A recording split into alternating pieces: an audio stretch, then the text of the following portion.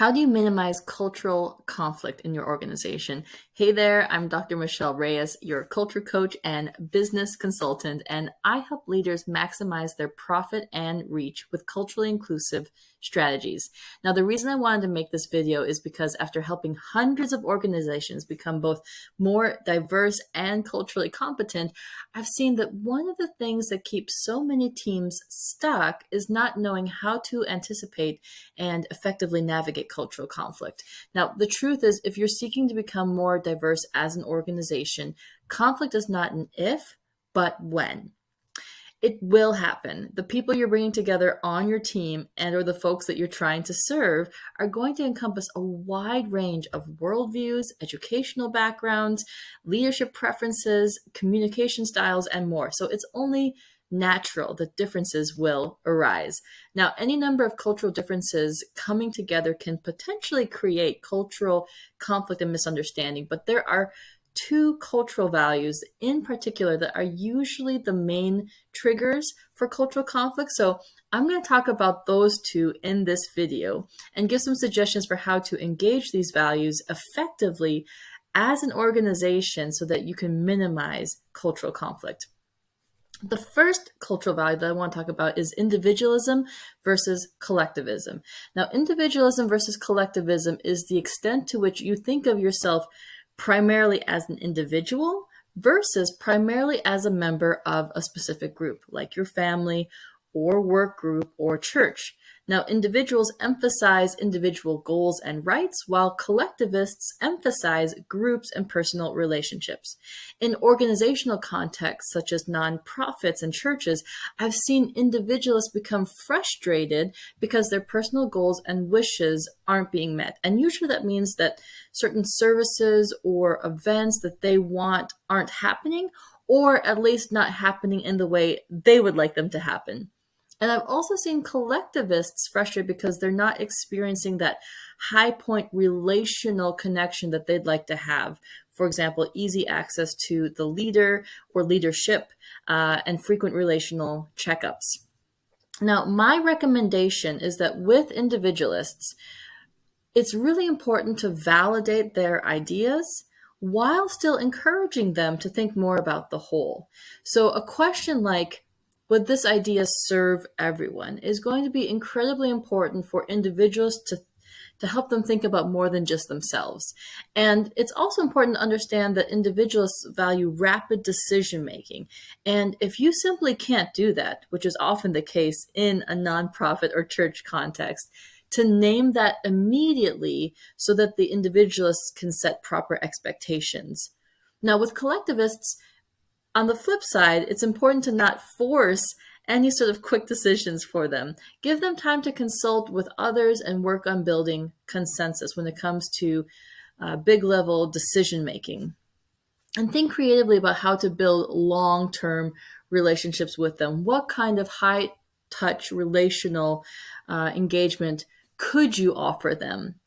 Now, the second cultural value that can quickly trigger cultural conflict is high versus low power distance. Now, what I have found is that a lot of folks have never heard these terms before or had conversations on this issue. So this one's really important.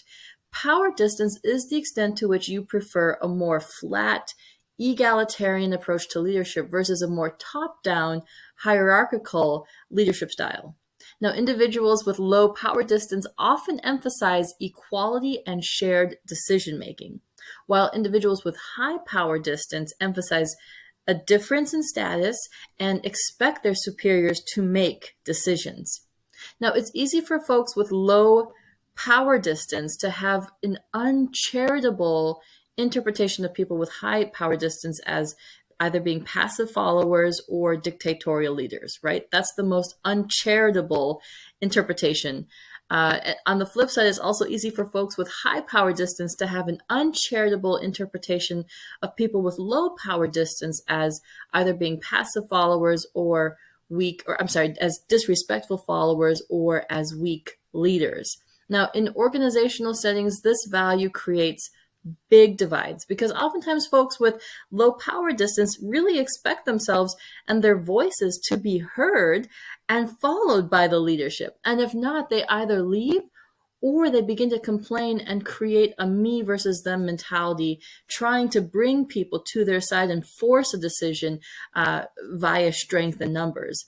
While folks with high power distance are sometimes hard to motivate because they expect the leadership to run the show and initiate the programming and events, and leaders can oftentimes become burnt out from trying to do everything. So my suggestion is to find the balance. And firstly, and we don't talk about this enough, there should be a high degree of awareness and communication for the cultural value of the senior leader, singular or plural. Your organization from top to bottom needs to understand your leader's cultural values and the unique form of his, her, or their cultural leadership. And that should be honored. Do not expect the leaders to be something that they're not. That needs to be clear for anyone who's onboarding into your organization or someone who's been there for a long time. The people that work for you cannot expect the senior leadership to be something culturally that they're not. Instead, the senior leaders need to have their unique cultural values celebrated.